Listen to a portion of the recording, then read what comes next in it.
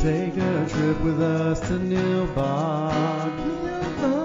Just promise not to drink the goo. Oh my God! If you get sucked into the Matrix,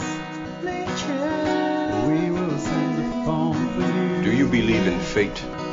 But every movie has a plot hole, and every hole gets filled somehow with whiskey, wine, or blue milk. Just don't cut me off right now. We're the Plotaholics,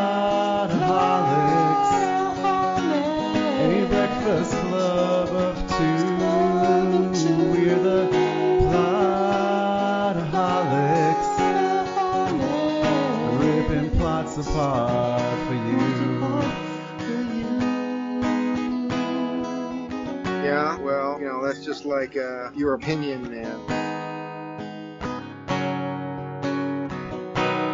All right, everybody, welcome to another episode of the Plotaholics podcast.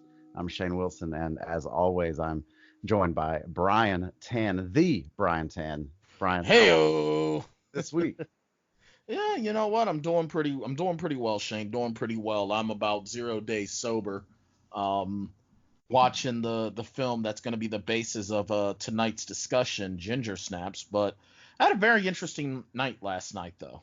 Oh yeah, I kind of want to share that with you. So last night was my gaming session, and for those of you who don't know, I am an avid gamer. Tabletop gaming, not so much. Playing online on Xbox Live, that's like the bane of my existence. But tell me about it. We still haven't even hooked up on Xbox. No, we haven't. Like we're on each other's friends list, but we haven't hooked up to play, and I feel kind of bad about that. But are we on each other's friends list?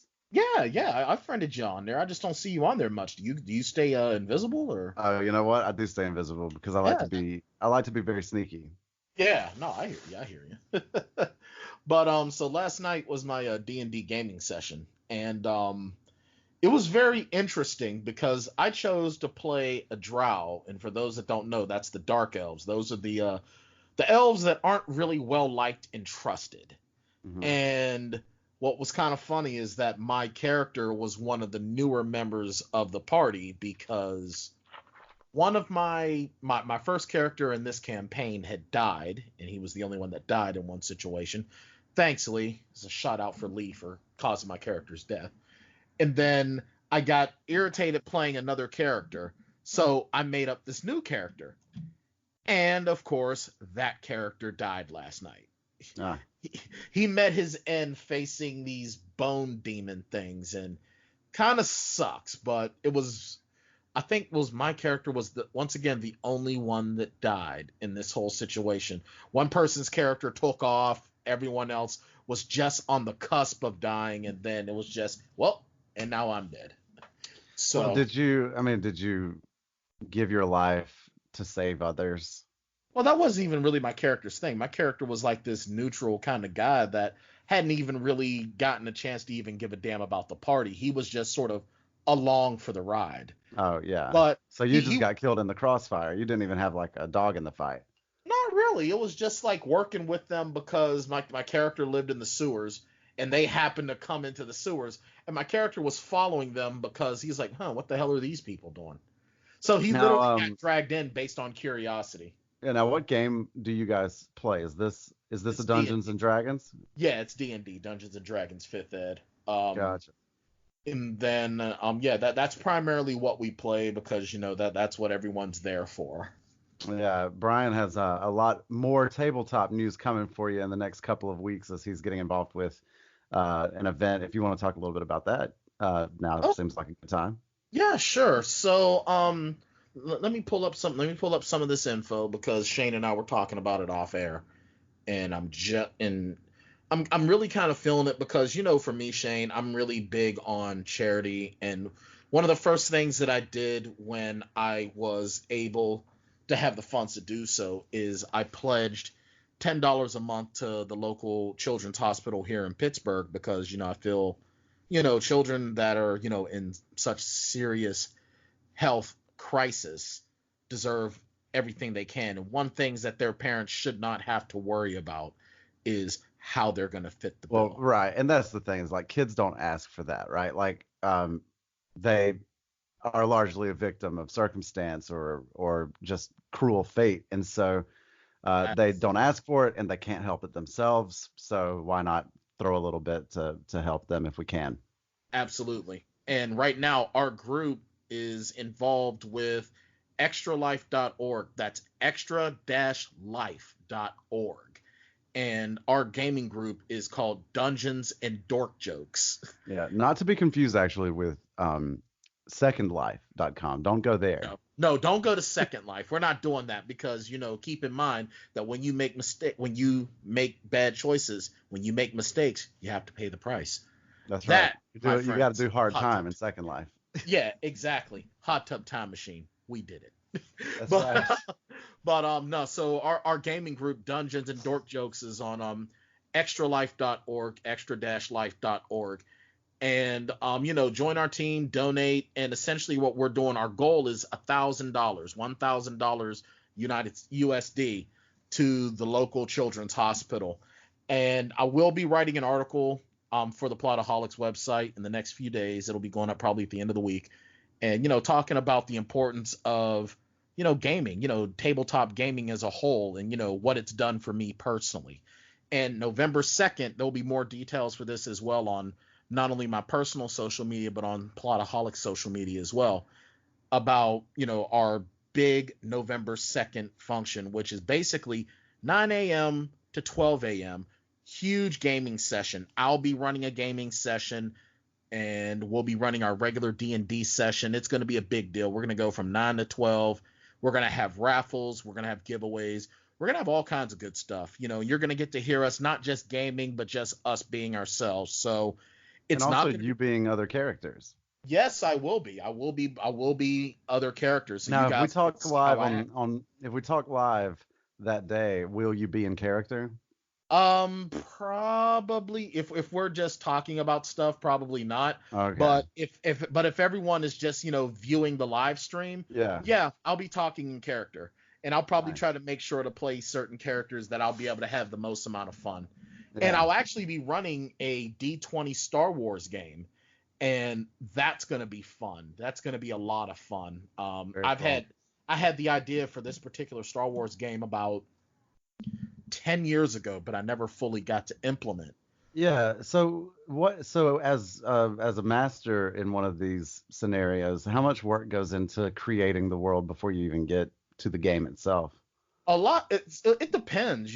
It's like with anything else. You get out of it what you put into it. And for a lot of people, some people take as much time as to draw maps and things, and they have so many things written out. And I used to actually, for certain games, I would build tons of character sheets for NPC characters, and I would have so many different things. Like for Star Wars games, I had a bunch of NPC character sheets drawn up. I also would have a little CD player with Star Wars soundtracks playing. Right. So if there was a scene where they were in a cantina, the cantina music from A New Hope would be playing. Right. If there was if there were certain battles, some of the battle music would be playing. I would even put on rules that if we were playing in the Star Wars universe, you couldn't swear, because they don't swear in Star Wars.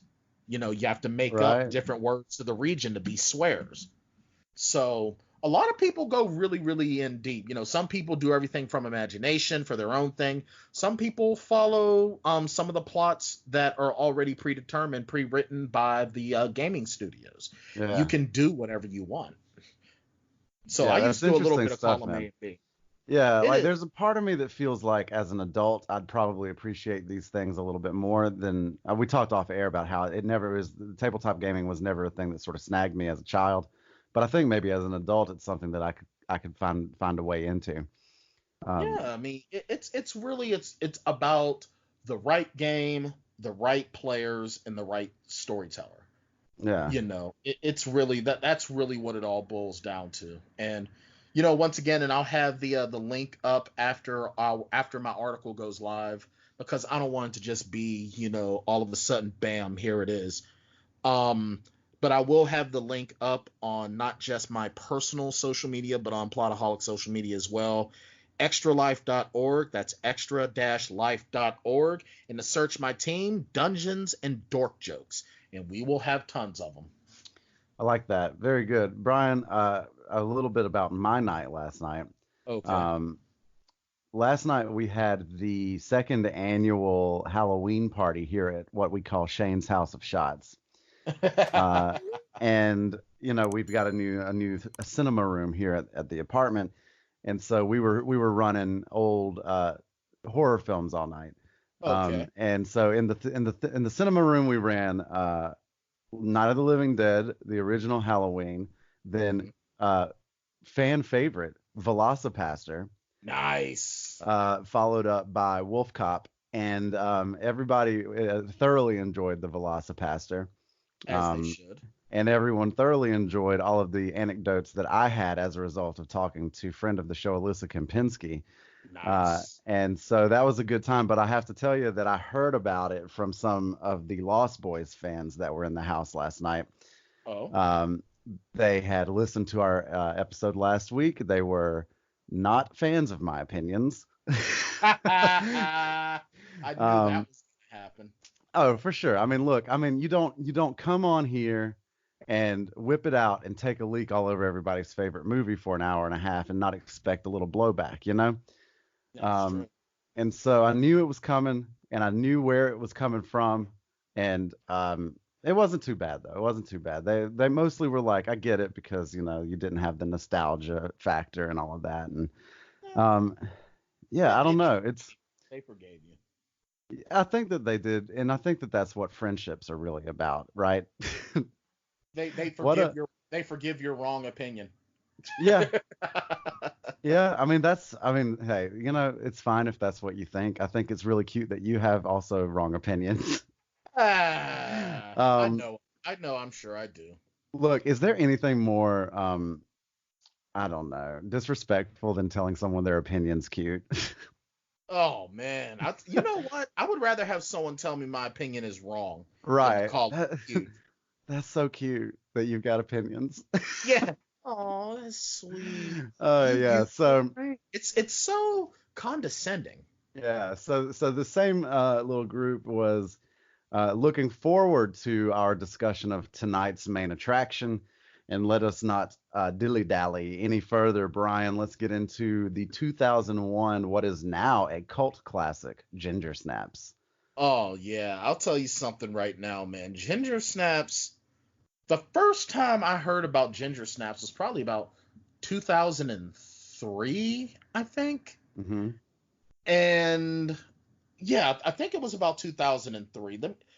And I had heard about, the different werewolf flicks and blah, blah, blah. And I kind of came about it by chance.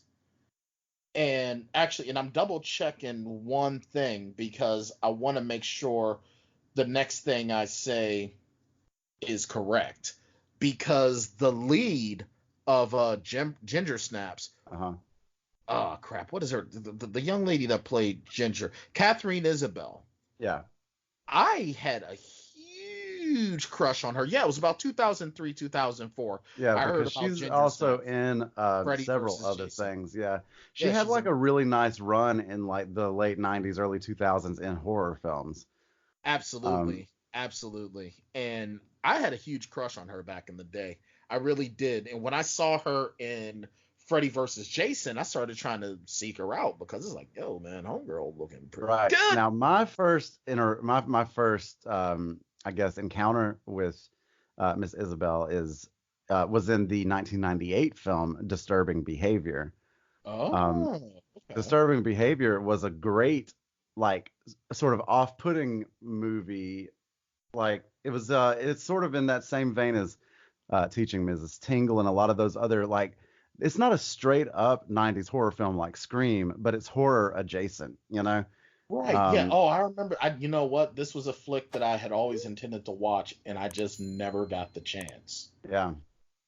Yeah, because you figure James Marsden, who would become Cyclops, Katie Holmes, we all know who she is. Yep. Nick Stahl, thank you for ruining John Connor, Nick Stahl, aka That Yellow Bastard.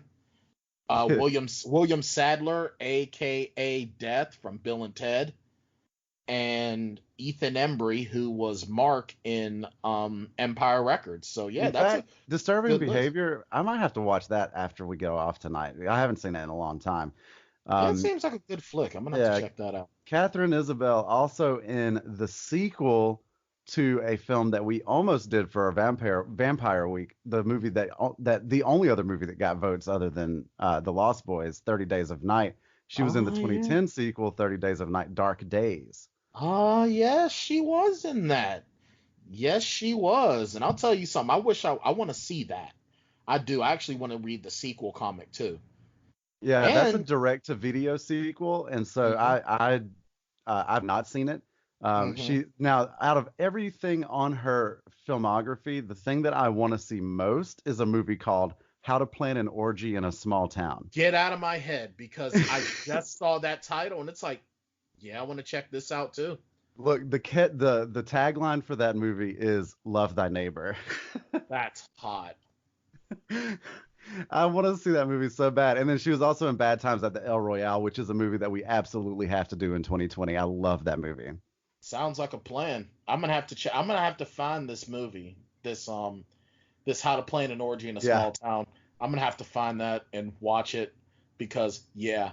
But Katharine Isabelle is a great act. She's an amazing Canadian actress that really doesn't get a lot of respect. I think. I mean, I think she gets respect in the Ginger, for fans of Ginger Snaps and Freddy versus Jason.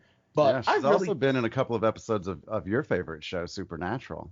yeah, she has. And I'll tell you something right now. My crush for her has gone nowhere. It has only increased. She is She's so awesome. her television resume is crazy impressive. You Um, know what? She's someone that I truly think that if we really worked hard enough, we might be able to get some sit down interview time with. yeah, we should maybe like see if we can't do that. I'll Absolutely. start devoting a lot of my drunken Twitter energy to making that happen. You know what, Shane? You are the man. That would be a great wedding gift. I don't even want to know how that would feel. Now, here's an interesting. So if you look across the screen there, you've got Ginger's sister. And Um, she's awesome as hell too, man. yeah, played by Emily Perkins. Emily Perkins is another one, Shane, that has she's a who's who. She played young Beverly Marsh in the 1990 It Yeah. TV series. And if that doesn't make her some form of royalty already, I don't know what does. Yeah, yeah, that's a big deal for sure. She was in also Juno, and she's the man. Like she's got a few more sort of like mainstream credits than our She was than also on Catherine Isabel Supernatural. did. She was Right, also on Supernatural as and both of Becky them were Rosen. also on episodes of The X-Files. Yeah. She was also in the short-lived Canadian Showtime series Dead Like Me. And that's a show that it is outright criminal that it did not run longer. Yeah, that Outright criminal. yeah that show is much beloved by its fans, and also has sort of cult status at this point. Was that show on for how many years? Two? Yeah. It was on for 2 years, and then they did a Showtime film that was actually supposed to kickstart a new TV series, but unfortunately it didn't work out. And that's another series that, like I said, it's one of the many TV shows of the mid night the from the 90s to like the mid 2000s that it just didn't get enough love. Like if it came out today, it would probably end up getting a much better run. But at the times, they were just ahead of their time. Shows like Kindred the Embraced, which if you're a fan, like we were just talking about being a gaming geek, I'm a huge gaming geek, and I thought Kindred the Embraced at first. I Yeah. had to really just enjoy it for what it was, and it was really, really good. Canceled after one season due to the death of its lead, Mark Frankel, and this show, Dead Like Me, which it was almost, I don't even want to say a who's who. You had Mandy Patinkin alone should be a reason to keep a show going on. But Callum Blue as well, oh my, such an amazing series. If you have a chance, I would say go to Amazon Prime and check it out. Yeah. Because it's a great show. And the made-for-TV movie was really, really good. The only thing that sucked is that they had to recast a character. And the character of Daisy Adair, and I'm too lazy to look up who they got to take over the role, because the lady who played her in the series was the main villain from, what the hell is the name of that show? It had Elijah Wood and Jordana Brewster, The Faculty. She was the main villain in The Faculty, and she ended up playing the character Daisy Adair, and they ended up recasting her role with someone else. That was the only bit of that TV movie that didn't work for me. But it was great. It's a little bit more of the casting stuff here. We have Mimi Rogers as the mom. The first Mrs. Tom Cruise. Right, the first Mrs. Tom Cruise. And Mimi Rogers is so great. I love Mimi Rogers. So, like, not a great mom in this film, but well, I don't know. She has her moments, I guess. I think I can get on board with sort of. She has some good parenting moments, absolutely. Yeah, but I think it's really just more that her daughters are just not here for it. Also, Mimi Rogers was in the X-Files. I feel like they just mined the X-Files and Supernatural for the cast of this movie. Most likely. I mean, oh my goodness. I mean, not that Supernatural had been out yet, but right. Let me see who we also get. We'll see a lot of these actors and actresses are Canadian, so sadly enough, unless they crossed over into the mainstream, we missed them. But shout out to Lucy Lawless being the PA system voice. That was my next go-to, was that Xena, the warrior princess, was the PA voice in this movie, which is maybe the most ridiculous thing about this movie, that's a thing that happened. Yeah. Like, out of all of the things in the world, like, how do you not just let some like random intern do the PA stuff? Like, yeah, how do you get Lucy Lawless? I guess she was bored that weekend. She just had she didn't have anything. You know what it was? The director of Ginger Snaps, John Fawcett, was drunk on Twitter and was like, "Yo, Lucy Lawless, I'm looking for somebody to do." Yeah, I guess in 2001 it would have been drunk on like LiveJournal or something. Yeah, LiveJournal, MySpace or whatever. Yeah. Hey, Lucy Lawless, I'm looking for somebody to do the voice of the PA in my new independent film. And she was like, "Man, I ain't got nothing else better to do." Right. Besides, we got Lucy Lawless, so that means a wizard did it. Yeah, when in doubt, blame a wizard for sure. For the uninitiated, two death-obsessed sisters, outcasts in their suburban neighborhood, must deal with the tragic consequences when one of them is bitten by a deadly werewolf. That synopsis courtesy of IMDb. And I'll tell you something right now. That doesn't do it a lot of justice either. I actually described this to Cameron Romero, George Cameron Romero, good friend of mine, and has an awesome podcast as well. I'll talk about that later. I've actually been on it before. Shout out to Cameron Romero. But I was telling him when I was talking about Ginger Snaps, it's like Black Circle Boys with girls and a werewolf. Yeah. That's what this film, because this film is so dark and gritty. This is dark, gritty indie film royalty, in my opinion. It reminds me in some of the beats and in some of the moments, it reminds me a lot of how I felt watching Donnie Darko. I was actually getting ready to say that too. You know, Donnie Darko was very, very dark, very brooding, very gritty for, you know, and that's exactly what this film is. Yeah, and I think that both of these movies live and die with the witticisms of their script, right? Like any of the levity that comes from either of those movies comes in just the snarky teenage angst of its characters. Absolutely. And what I really enjoyed when I first watched this movie, the first scenes of this movie, was the music. The music sets that dark tone, but it's not so dark that you can't get into it. You know, this is music that I could hear like playing when I go to sleep. You know what I mean? Whenever I put on the radio to sleep at night, even though it's dark, it's still such a relaxing darkness. It's almost like you take solace in the dark. Yeah, something that struck me early on was, and I might be misremembering, but there's a cold open, right, where we find out that these dogs have been being killed. Right, and that's one of the overarching plot points, is that these the Bailey Hills monster or beast or whatever. Bailey Downs. Bailey Downs, I'm sorry. Yeah, well, for one, can I just point out the terrible parenting that's involved in aspects of this movie? Can I point that out for I think a lot of movies like this depend on that kind of parenting, though. I guess, because I mean, all right, not even just a terrible parent, but a terrible pet owner. Because this woman she's sitting there and she's raking her leaves while her kid's playing in the sandbox.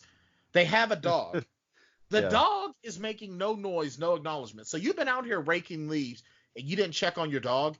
You didn't give your dog any water. You didn't give your dog any food. You just came out, you plopped your kid into the freaking sandbox, and just ignored your dog. Yeah, this is what I learned, is if I am a werewolf that has a taste for dog meat, Bailey Downs is 100% where I want to live, because even though all of these dogs keep getting eaten at night, everybody keeps leaving their dogs out. Seriously, the dogs are just outside. There's no animal control. There's no nothing. It's just, if there are coyotes, because I still remember in certain places I've lived, there has been, news reports, keep your animals inside because there's coyotes on the loose. Mm-hmm. And then, you'll have certain people in Fish and Game hunting the coyotes. Yeah, you got to watch out for them coyotes. Yeah, you got to watch out for the coyotes, because their little pride, or whatever the hell it's called, is run by Bud Kilmer, and he'll send your kid out there even though he has a knee injury. And sorry, wrong movie. Man. Anywho, sometimes, dude, sometimes it's like your brain gets in one of those Acme catapults that the other coyote would use. And it just jumps into a whole other thing. Well, Kilmer's coyotes, man. I mean, come on. Kilmer's coyotes. So I don't want your life.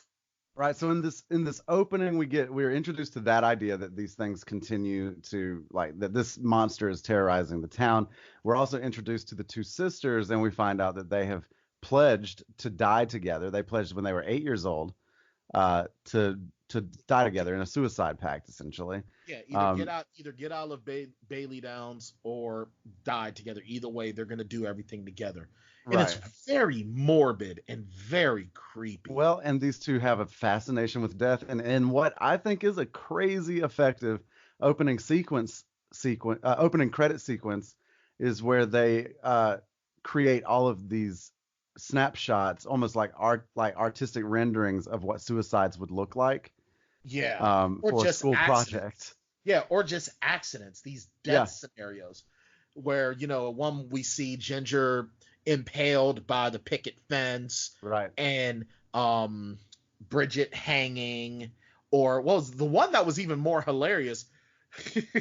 Ginger having the lawnmower fall on her. Yeah, and her intestines just flying everywhere. And I was like, these two girls have a bigger budget for this school project than this movie had.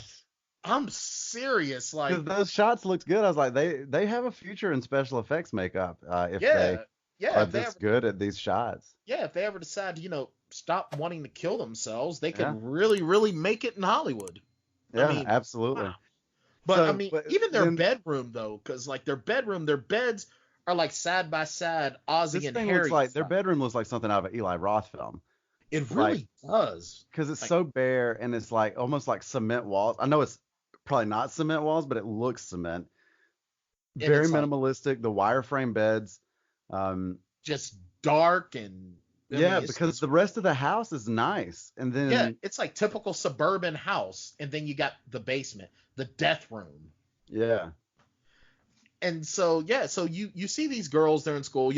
Ginger is obviously the oldest, while Bridget is the younger one. But even the mother at one point, as close as they are, the mother always says that Bridget has always followed Ginger around, has always sort of been the submissive one. Yeah. To Ginger's, to Ginger being the tough one. She's an alpha. Yeah. And no, because you notice when they're in school, the opening scene where the girls are in school, the Valley, the tough girl, she doesn't try to mess with Ginger. She goes after Bridget. Right. And as soon as Ginger comes and gets in her face, that's when she backs down. Yeah. Well, and you saw also that even though these two are sort of like out of the mainstream and they're not the popular girls, the guys are all sort of ogling Ginger, even from the top. They are all about Ginger. I mean, it's almost like they want nothing to do with Bridget. It's all to do with Ginger. Yeah.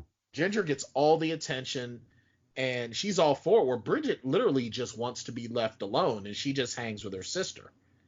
And then, of course, they decide that they're going to get... But you even see there's like a real heavy possessive streak in Ginger over Bridget. Oh, because even with the janitor's just being a nice guy.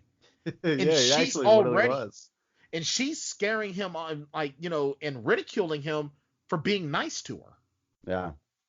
Yeah. He's not trying anything. And so like there's this moment pretty early on where they have the bullying scenario out on the, I guess, was that lacrosse? No, that's field hockey. Soccer, field hockey. Girls field hockey. I was not paying attention to the sport. It seems like a dangerous sport anyway, man. Yeah, but that's Canada. They've got to be ready. Yeah, they got to be ready at a moment's notice for a lake to turn into an ice rink. Oh, that's ready. Yeah, because we can't be any hosers. We got to be ready for when the ice freezes.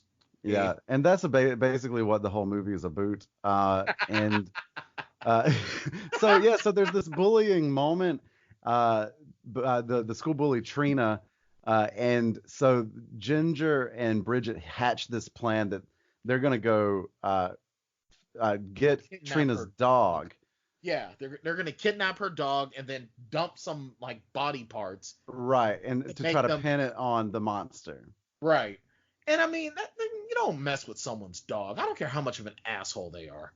You don't mess with their dog. But I don't know. I mean, like I think that this was okay because they weren't hurting it; they were just taking it. Yeah, but Trina did need to get brought down a peg. Yeah, so punch her in the face.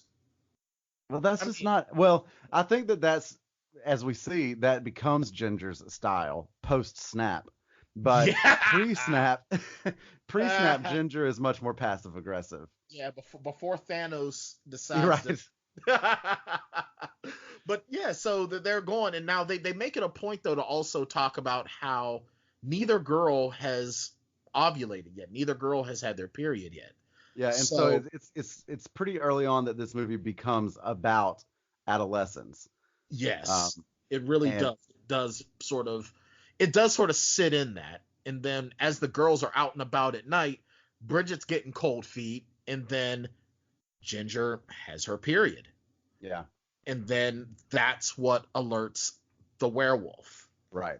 And this wolf, and this is a very, very well done scene.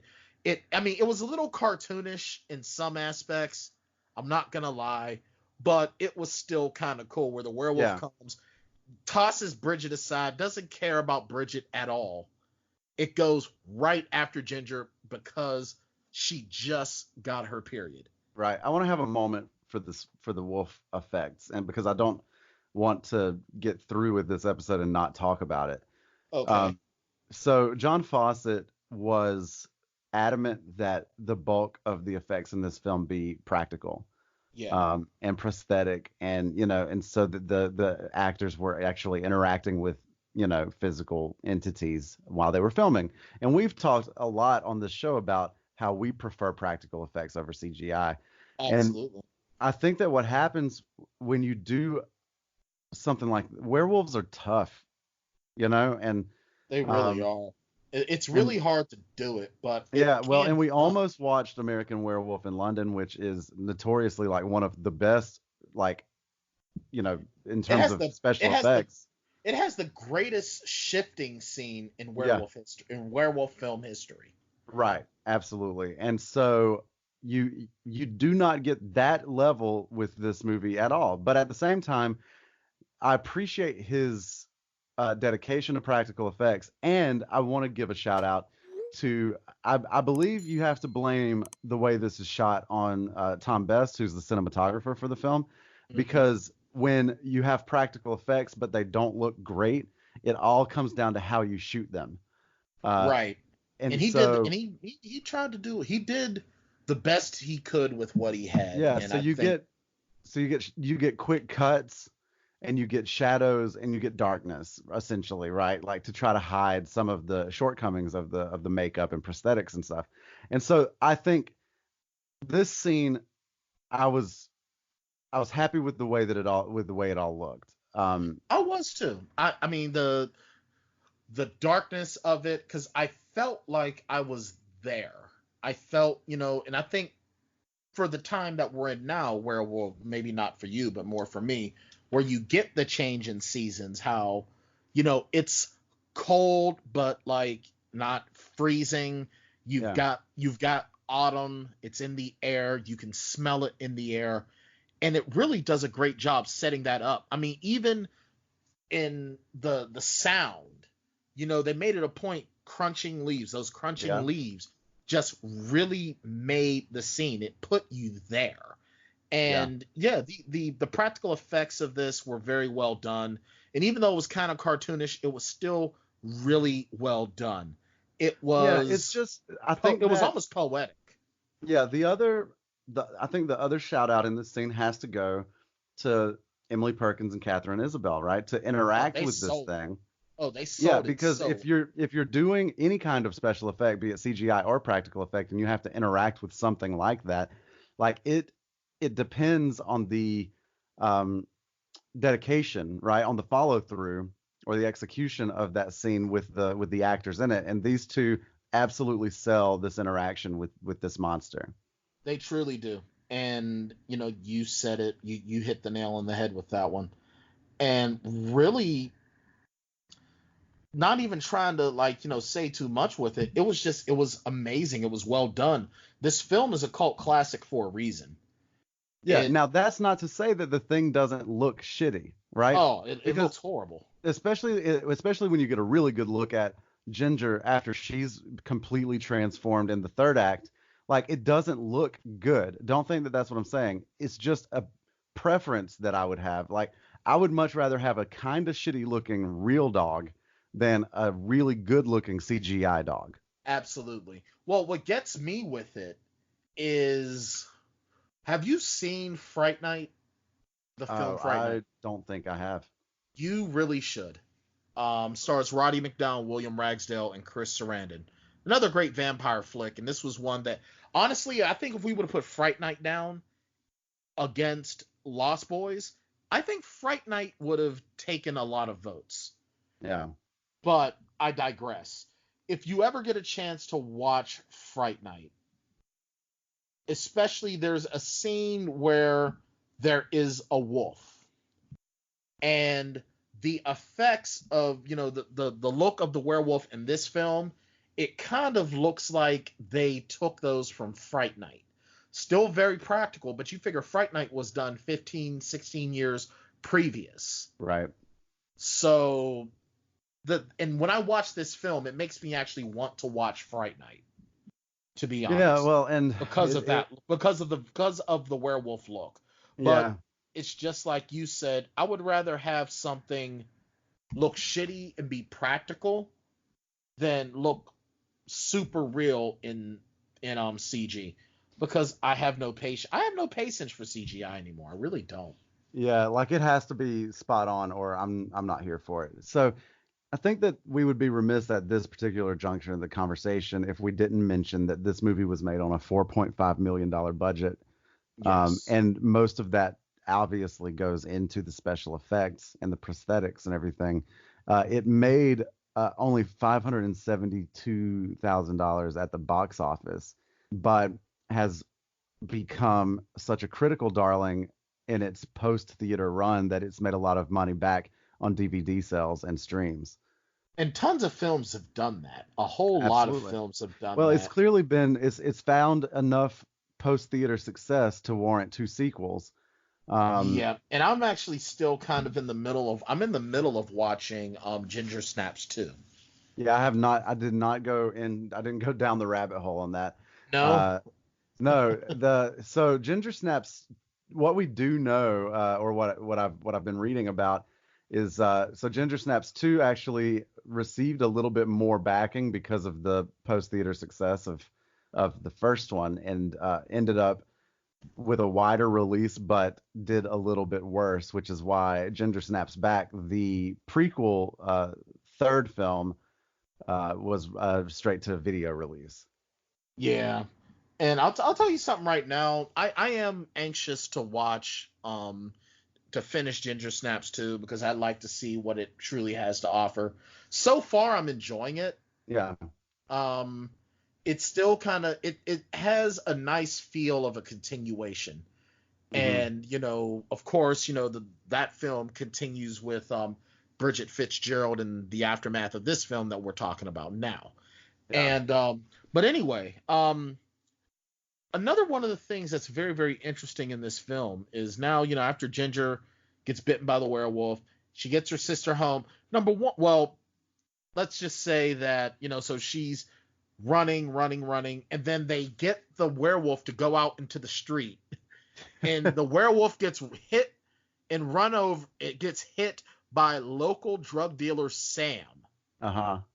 Now, you see, Shane, I've been watching, horror movies since about 1982, 83.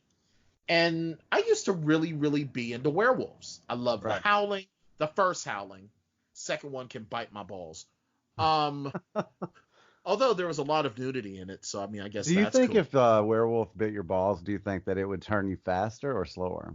Or only your offspring? I would certainly be neutered.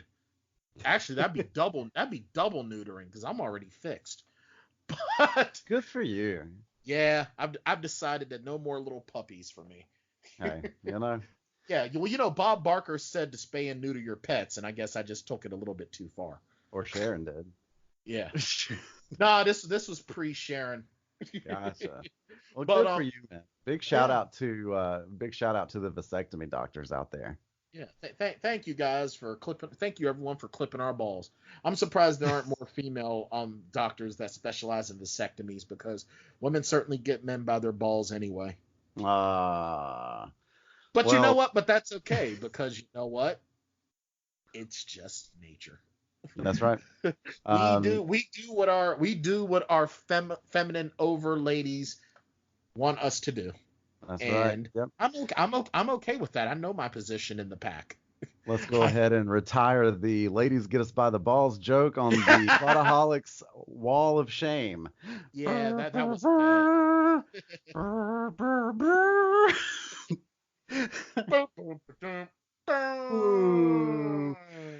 Yeah, that was so. But anyway, yeah, so Sam runs over the werewolf, and the whole point I was trying to make is that I thought werewolves, healed super fast and were like super tough. Apparently, werewolves cannot stand up to a minivan going 45 miles an hour, Shane. So this is a really interesting point that you make here, right? Because when he hits this thing, it explodes. Seriously. And so if it were to heal itself, it would be interesting to watch that happen. I thought it was an interesting story choice to kill the werewolf immediately after he gets Ginger, right? Because, like, I'm not sure that a lot of other films would have made that choice. Instead, it would have just kept terrorizing, and Ginger would have also started terrorizing, right? And it would have created this interesting confusion between, like, did I do that or did it do that or whatever, right? But because this film is so dedicated to making a statement about female adolescence, it used the original werewolf, as the vehicle to transmit the disease, and then it killed it off so that we couldn't get into like a muddy theoretical kind of conversation, right? Like, it has to be Ginger. It can't be this other thing. Right. And I think that a lot of it too, you would have lost a lot if that was the case, because Ginger isn't the type that's going to be worried about did she not do. And if Did you that say was didgeridoo? didgeridoo, yeah. Did she do or did she not do? Right. Did she do or not do? Well, if she doo-doos on the carpet, she's going to get a rolled up newspaper to the nose. Well, that makes a lot of sense, being a wolf and all. Right. But I think that if the story would have gone with Bridget being the one that was bitten, that would have worked. But it doesn't. Ginger is our main pro antagonist. She's the namesake of the whole thing. So obviously that's not going to work. Yeah. So I think that, for what the narrative was going to be, that was the best idea they could have had. Yeah, because you do need something. So this is another thing that I think happens in most werewolf movies is that there's a pre-existing werewolf, right? I think you get that in American Werewolf in London and American Werewolf in Paris. You get that here, where the story is about a person that becomes infected by something that already exists. And I think that it's just really interesting in this case that they decided to eliminate the original threat and have it just be replaced by Ginger, so that so you don't water her story down any by having this other thing out there. That's a good point. And I also believe that that's not to say it's not a plot hole, but at the same time, they say, if you want to kill a monster, take the head off. And I feel like everything came off of that thing when it got hit by the van. So everything, Lord, that thing just exploded into oblivion. Right. Oh my God. And what's crazy though is that even if his vehicle was powerful enough to kill the werewolf, one dent, like that vehicle should be done. Well, it should definitely have a lot more, residue on it. Absolutely. But either way, so she rushes her sister home after she gets hit by the car, after the werewolf gets hit by the car, and she's already healing. And then, we start to deal with now Ginger is getting even more aggressive, actually becoming mean, but she beats the hell out of that Trina character. And then you start to see some very, very interesting changes as she goes through her physical and her psychological changes. Well, I don't know as about her you. wounds heal, she starts to the wounds heal back together, but there's hair there. Yeah, she's getting hairier. And what really I makes want to have a shout out for what I think the MVP of this movie is, which is the tail. I was just getting ready to say the one scene that had me laughing my ass off was when her sister is taping her tail to her leg before gym class. Right. So Bridget has this thing figured out pretty early on that Ginger is turning. And so she sneaks out of bed one night and and checks under Ginger's underwear and sees this little wiggling tail, and I lost that. So while we were watching that was our bonus shot rule, was the tail.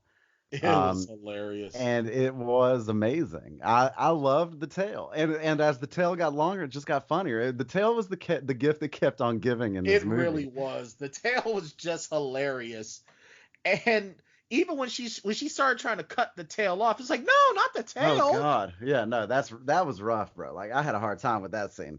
So did I. A lot of the self-mutilation aspect, like every time they show her shaving, like she's shaving with one of those old school razor blades. Yeah. I'm like, oh, I would never use one of those to shave. Like any part. Jesus. I thought about our conversation about Evil Dead during this movie, because I think this film does a nice job of showing you just enough and then cutting away. Yeah. And not leaning too far into the gore like we accused Evil Dead, at least the remake of Evil Dead, of doing. Because the remake became torture porn. And this movie would come close to torture porn and then be like, no, never mind. Yeah, but it doesn't. It's not incredibly gory. There's not a lot of blood, really. Like in the grand scheme of things, there's not a ton of blood. Or even when there is blood, it's essential to the plot. It's not just there. Yeah, or there's like a little on someone's face to just indicate like they've been through some shit. They're not like covered or drenched in it. Like the girl at the end of the Evil Dead remake was red because she was drenched in that blood. Oh my God, it was like she was swimming in that shit like Scrooge McDuck, man. Yeah. So Oh man. I appreciated that about this movie that they did. I mean, this is a teen movie that's also a werewolf movie in a lot of ways. Like The Lost Boys is a teen movie that is a vampire movie.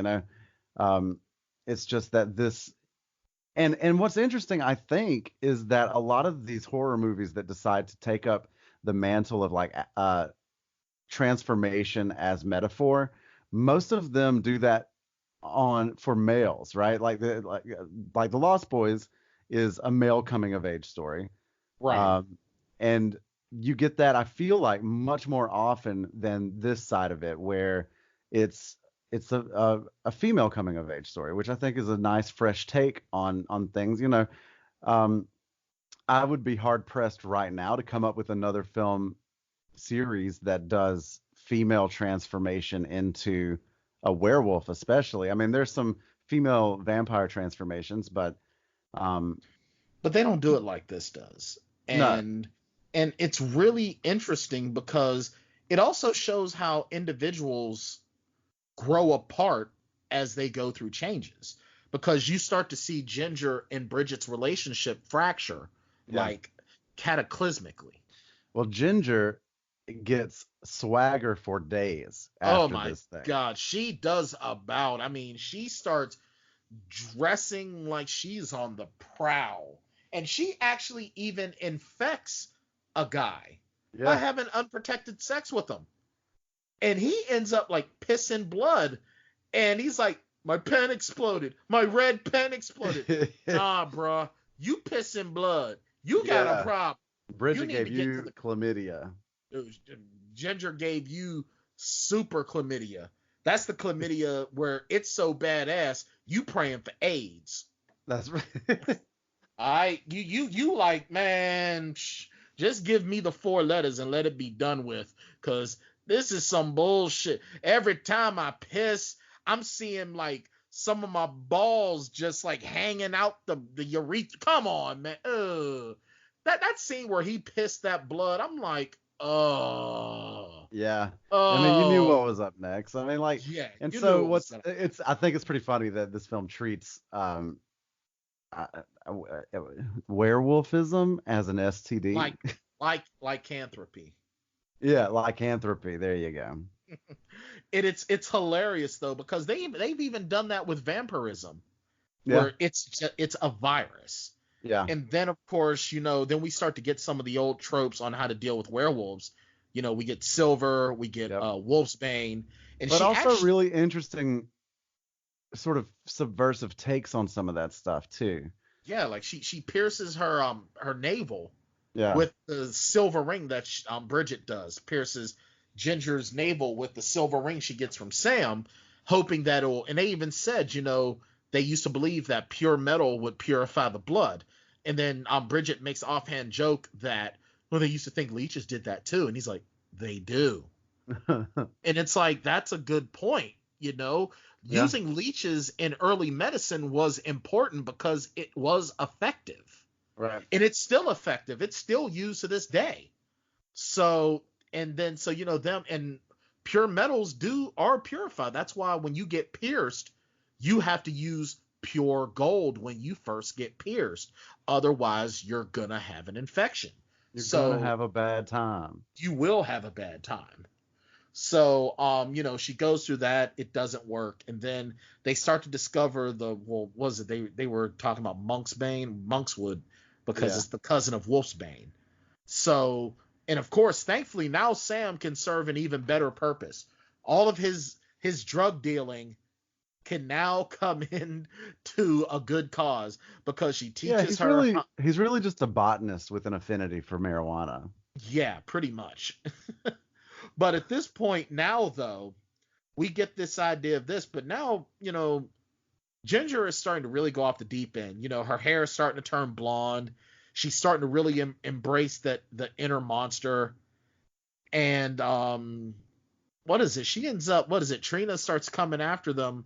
She actually comes to Bridget and Ginger's house to start some shit because they That's think right. that Ginger did something to her dog.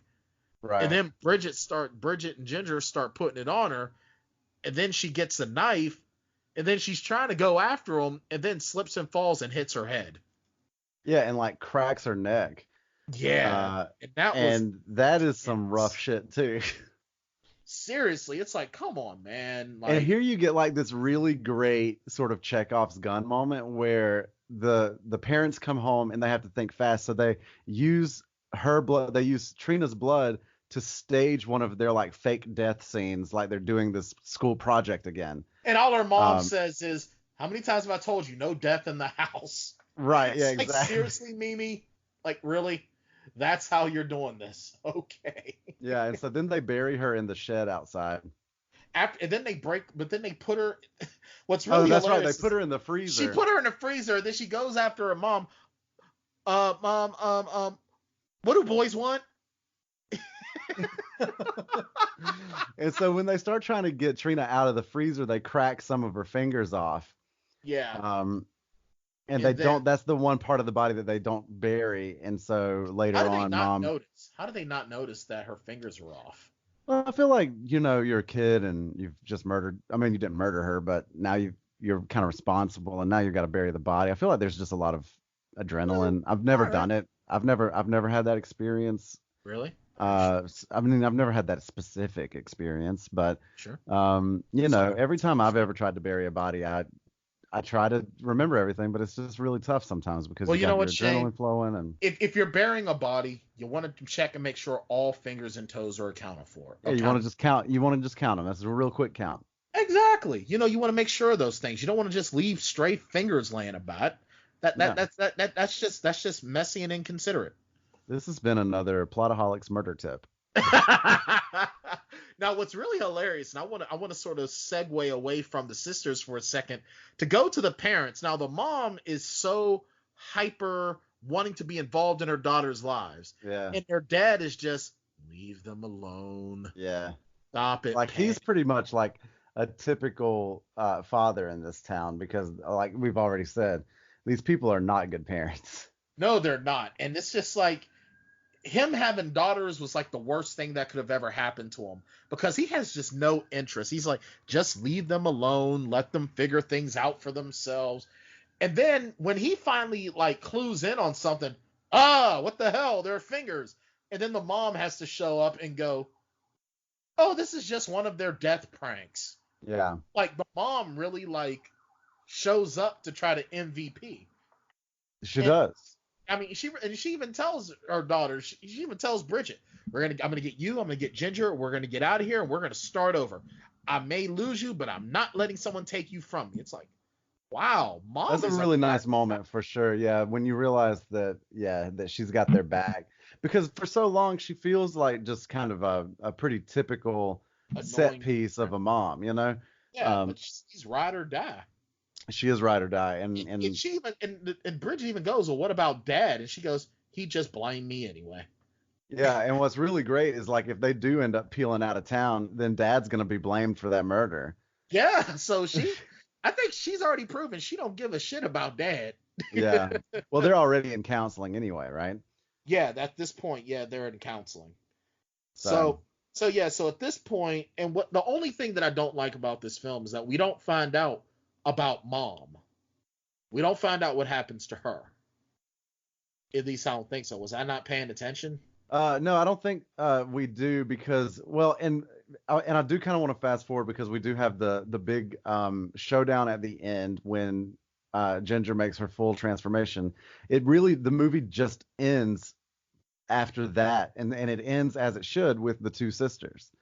Yeah, and I think that was really, really good. I think that the ending was very almost poetic in a lot of ways. It was poetic, yeah, because it started with the two of them, it ended with the two of them. Right, but also it showed, like you pointed out, that as we grow, we grow apart from some of the people that have been important to us for all of our lives up to a certain point. And so while they are together in the room, like Bridget is the one that gets to go on, Right.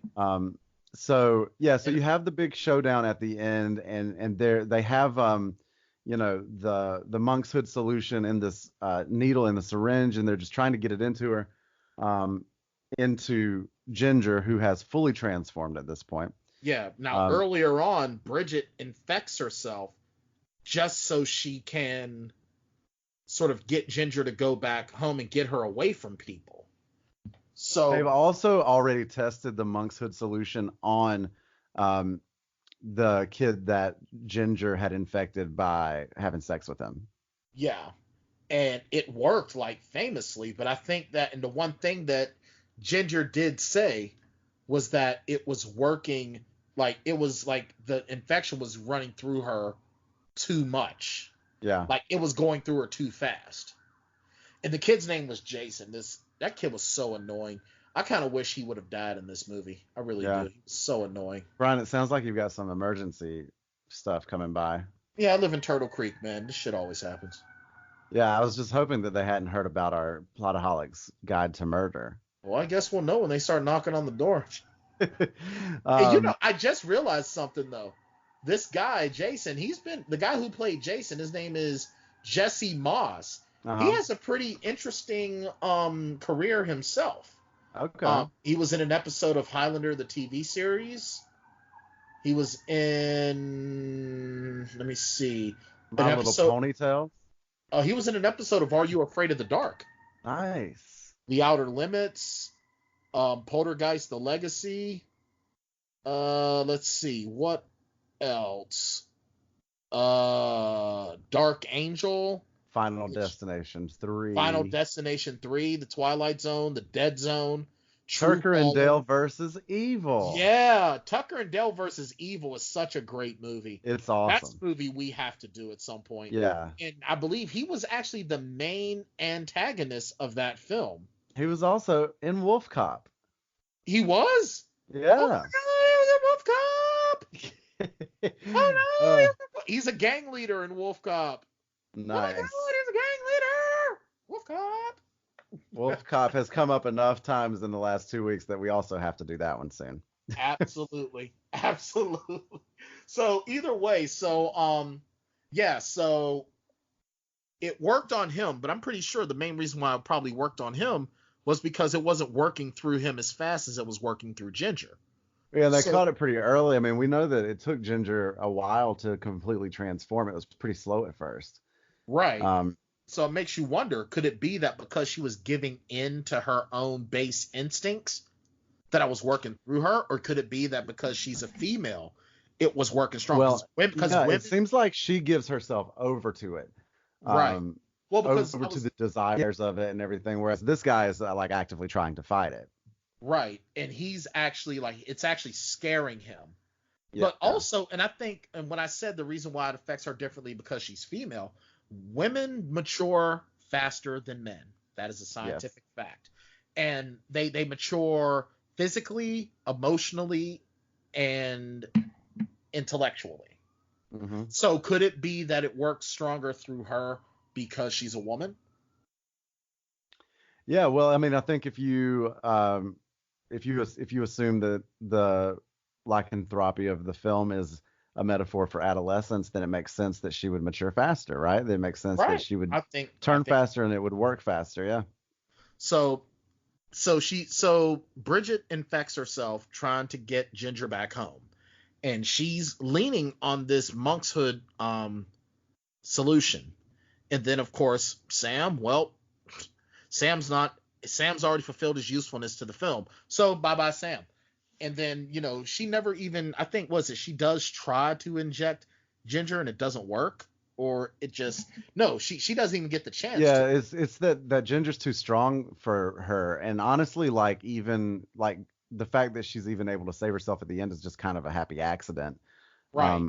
Because the wolf is too strong. Like, she keeps knocking the syringe away and stuff. So she wants nothing to do with it. And then, of course, the werewolf at the beginning was killed by a car.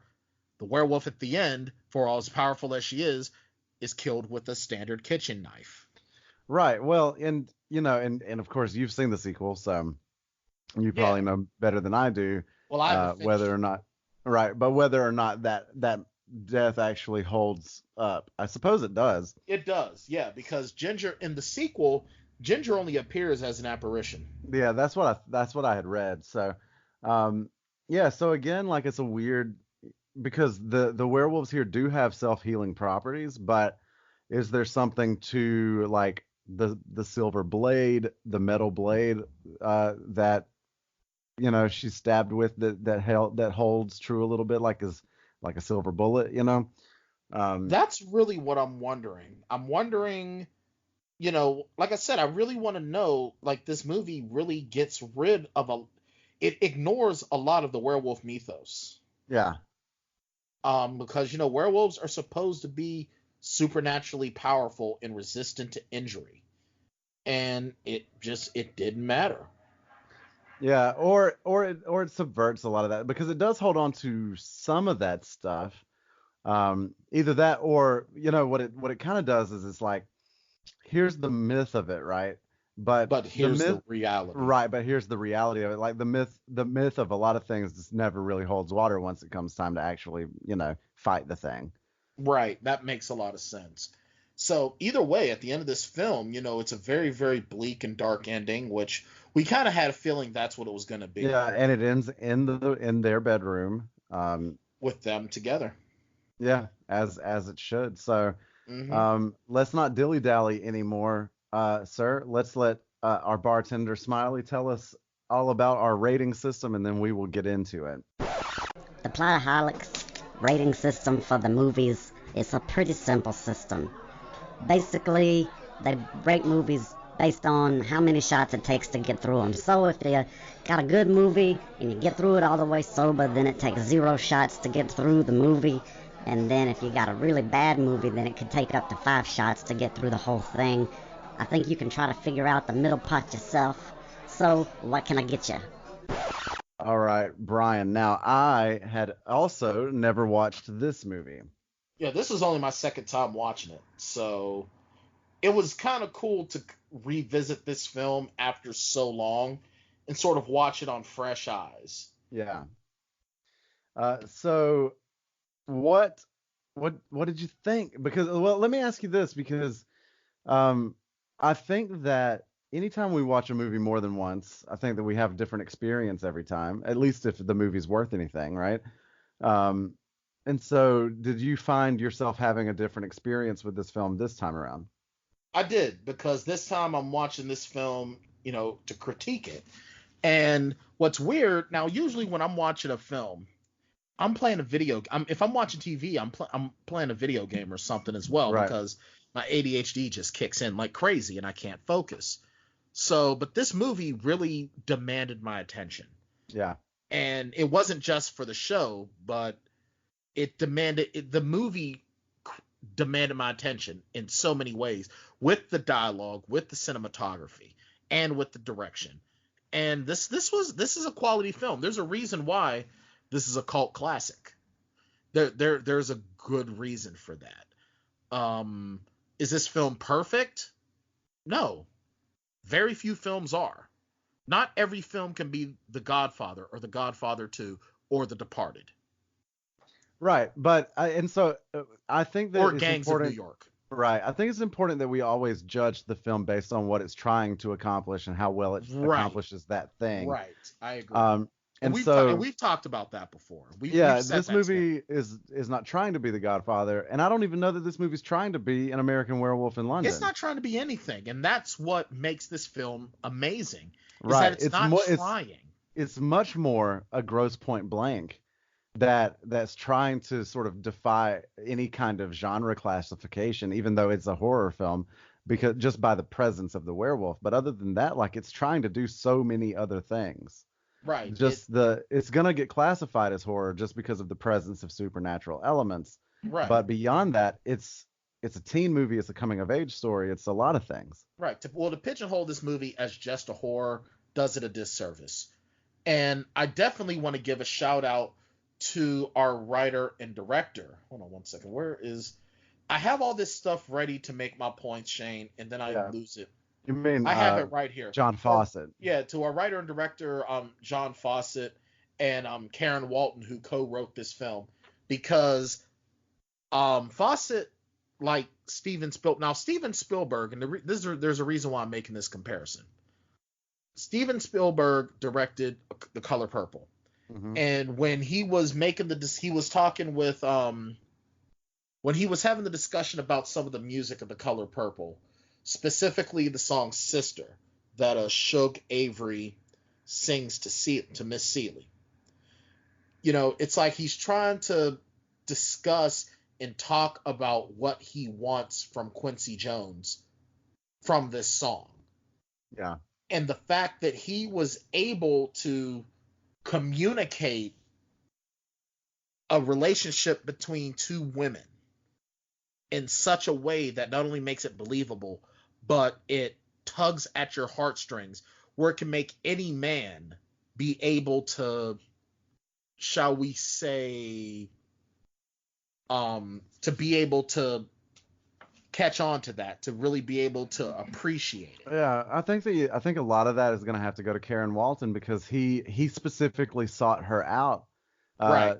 to help him write this film. Right. And I'm not taking that away, and that's why I say I give them both a ton of credit in making us care about this relationship between these two sisters. And to really, the writing between the two sisters is spot on. They have the best chemistry in this entire film, as they should, but they take it to a whole new level. And this is a level of a relationship between two characters that sometimes you don't get in independent film. Yeah. Case in point, our film, what the hell was the movie? And I feel so bad that it's escaping me right now, but I'm like, a lot of my thoughts are kind of messing with me tonight. Our indie film that we just reviewed, that with Meg, the sister that was doing the conversion therapy on the two groupers, yeah. Between those two characters, there was no chemistry between those two characters, the two males. Right. There was no chemistry between them at all. They were just two guys. Yeah, they did their parts well. Yeah. But they didn't have chemistry. Right. Just in like Meg and the brother and sister in that film, they were great. They were absolutely amazing, but you didn't get the chemistry. Right. It was more of a, we're brothers and we're two great actors going on this trope of siblings that love each other but don't get along. Yeah. But there wasn't the chemistry. In this film, these two actresses, Katharine Isabelle and what the hell's her name? Emily Perkins. I'm sorry. I'm messed up in That's that. okay, man. But the thing is, their chemistry in this film, you couldn't make me believe that they weren't sisters. Yeah. And you couldn't make me believe that Mimi Rogers wasn't their mother. It was these Emily Perkins and Katharine Isabelle had so much amazing chemistry as sisters, and you can even see it in the poster art. Yeah. And then when you throw Mimi Rogers in there, and I think it's a testament to the talent of all three of these women, that you can't make me believe that she's not their mother. Right. So, yeah. and with that's you on what that. and that's what I really love about this film, is that everybody serves a purpose, and everyone's purpose is very well done. Nothing feels like it was written this way, so that's the way it is. And the only person that doesn't truly fit in this movie is the father. And that's kind of the point, right? Right. And they do it so well, and the writing is done so well. And this is a film that, if the practical effects for the werewolf was done better for a horror movie, it could possibly be a zero shot. Possibly. Yeah. But those effects, even though they're practical, and I love practical effects, they still aren't on point. Now, if it would have been along the lines of American Werewolf in London, or even The Howling, it would have been a lot better. But something can be said for the originality of it in that regard. So for me, this is a one-shot film.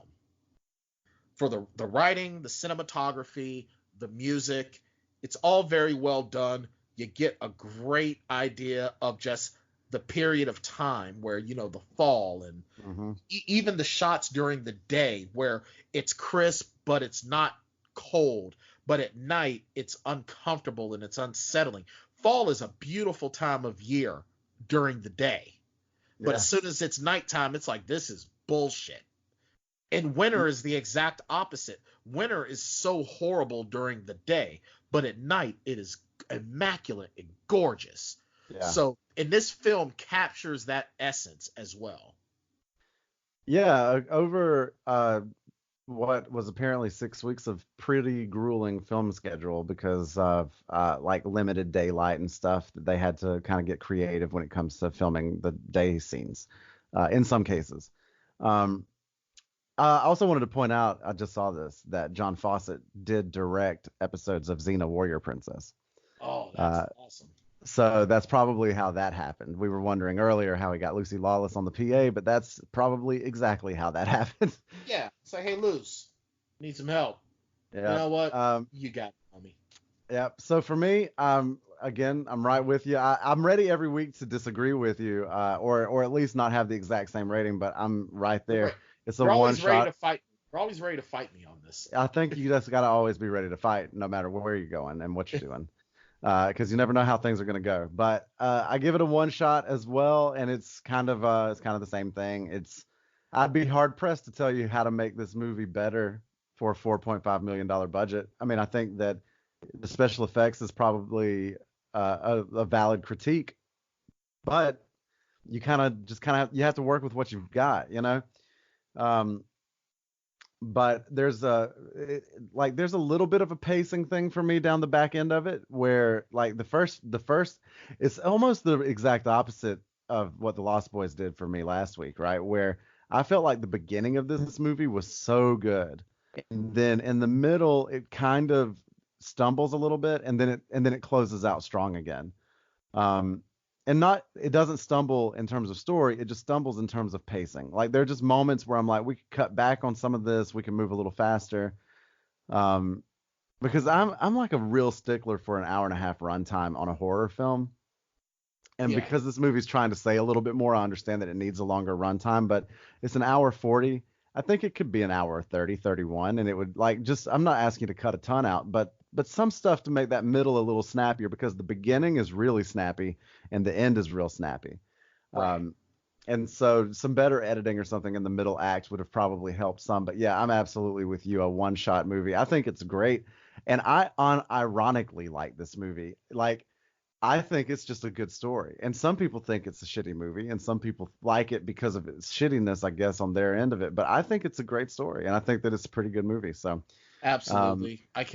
This is honestly one of those films that will forever be a part of my my Halloween viewing. It's good, man.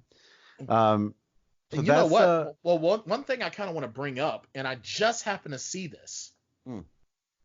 Now, you're aware that Netflix is doing a 10-episode series of the much-loved anime Cowboy Bebop, correct? I did. Yes, I did know that. Did you know that production has been halted 7 to 9 months? I did see that as well. Yeah, I just saw that due to the injury of John Cho, who I'm a big fan of. Yeah. And wishing John Cho a speedy recovery. Apparently, he injured his knee in a well-rehearsed stunt scene. Yeah. So, wishing John a speedy recovery. You guys will know John Cho from American Pie, Harold and Kumar, of the Harold and Kumar series, as well as playing Mr. Sulu in the most recent Star Trek films. So, wishing John Cho a speedy recovery from the Plotaholics. Hope you get better soon. Absolutely. Next week, Bryan, we'll be back here again, and we'll be closing out our Halloween programming with the only film I think that we should close out things with in our first year on the air, and that is the original 1978 Halloween.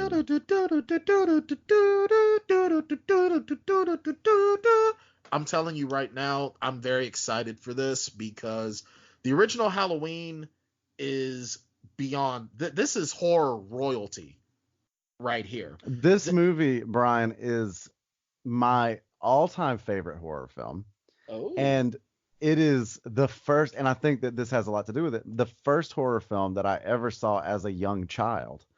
Like in middle school at a sleepover, like we watched the original Halloween. And it's one of those things. I think that the first horror film that you watch when you're young just kind of grabs you because you don't know enough about the genre yet to know what's good and what's bad. And so you're less discerning, and there's just something about that genre that to a child is so jarring when you've been protected from it for so long. I agree. For me, it's the original Creepshow. That was my first horror movie. Nice. The original Creepshow. Have you watched any of the new Creepshow? I have not yet, because even for doing it with Amazon Prime, it would be an extra $5 on that bill. I got you. And I have not gotten permission from the keeper of the purse. Understood. Well, it is. But I do have every intention on watching it. I am on board with it, just for the fact that Shudder is amazing. Some of the things from Shudder that I have been able to see, I appreciate 150%. And I give a shout out to Shudder as well, because Shudder showed us a lot of love for your recent articles about Creepshow. So that's right, much love to Shudder in that regard. Yeah, Shudder. We are actively looking for sponsors. So Shudder, if you would like to throw a little cash our way, we'd be happy to take it and talk even more about you. Absolutely.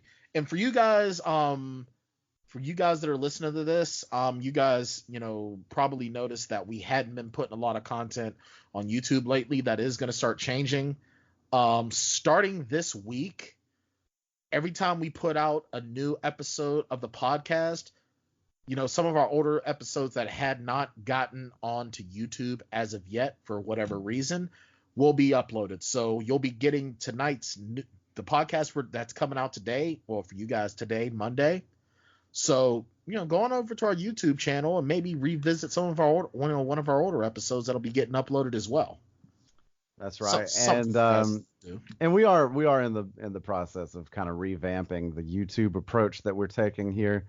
But what is not going to change is the quality programming that you expect every Monday from the Plotaholics podcast, which is the flagship of this entire endeavor, and something that I think is going pretty well, man. Next week, how appropriate that, I don't know that it's appropriate. That's kind of a dumb thing to say, but Halloween will actually be our 20th episode on the air.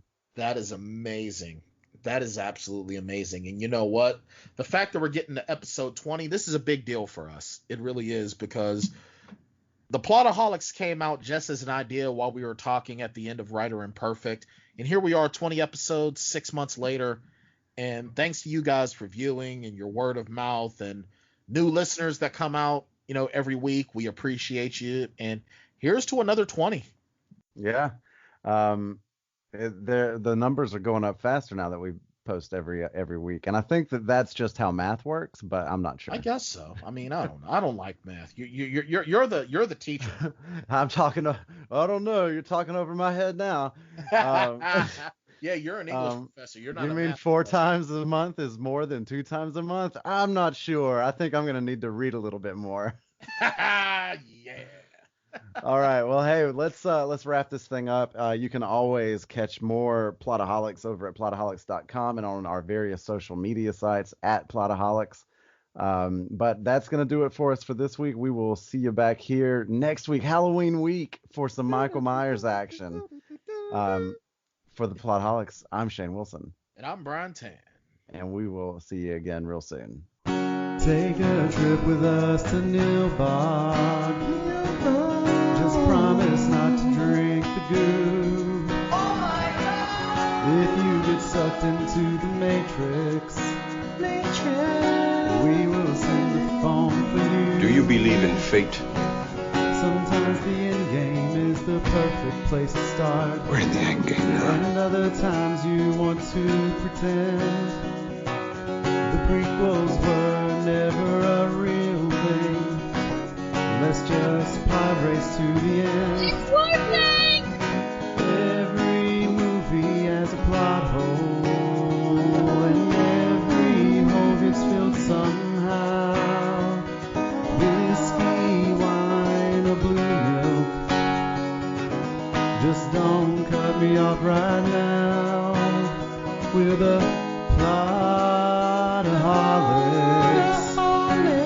A breakfast club or two.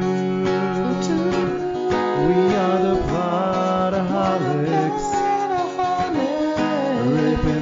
plots apart for you.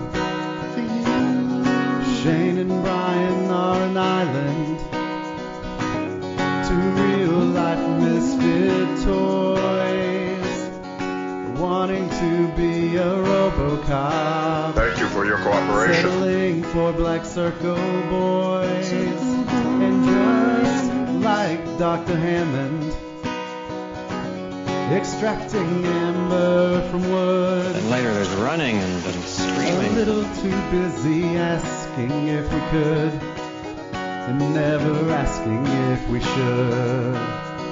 But every movie has a plot hole, and every hole gets filled somehow with whiskey, wine, or blue milk. Just don't cut me off right now. We're the Plotaholics, a breakfast club of two. We're the Plotaholics, ripping plots apart for you. Yeah, well, that's just like your opinion, man.